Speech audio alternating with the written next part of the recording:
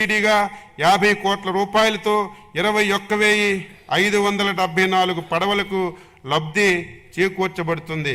భద్రత మరియు రక్షణ కోసం 4,274 పడవలకు ట్రాన్స్పౌండర్లు ఏర్పాటు చేసి 27,626 మత్స్యకారులకు రక్షణ కల్పించాం.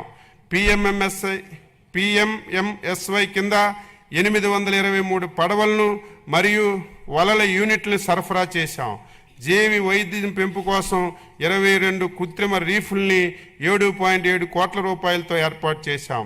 ఫేజ్ 2 కింద 162 కృత్రిమ రీఫ్ యూనిట్లకు 50.22 కోట్ల రూపాయలు మంజూరు చేయబడింది.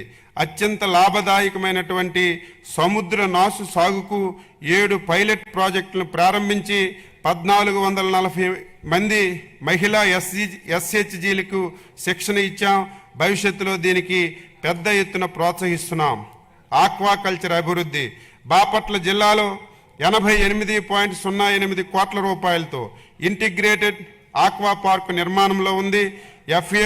ఎఫ్ఏఓతో కలిసి జిఈఎఫ్ 8 కింద 110 కోట్ల రూపాయలు 5 ఏళ్లలో ప్రాజెక్టును అమలు చేస్తున్నాం.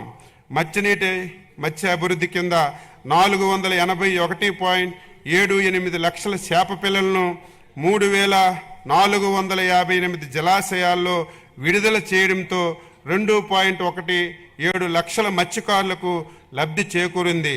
102 పిఎఫ్సిఎస్లను ఎఫ్ఎఫ్పిఓలను తయారు చేశాం. 2026-27 ప్రతిపాదనలు చేప పిల్లల విడుదల, ఐస్ బాక్సులు, ఫిష్ సీడ్ ఫాముల నిర్వహణ, పడవల మరమ్మతులు, ఏరేటర్లు, కోల్డ్ స్టోరేజ్లు, చెరువుల ఆటోమేషన్ వంటి కార్యక్రమాలను ప్రతిపాదించాం.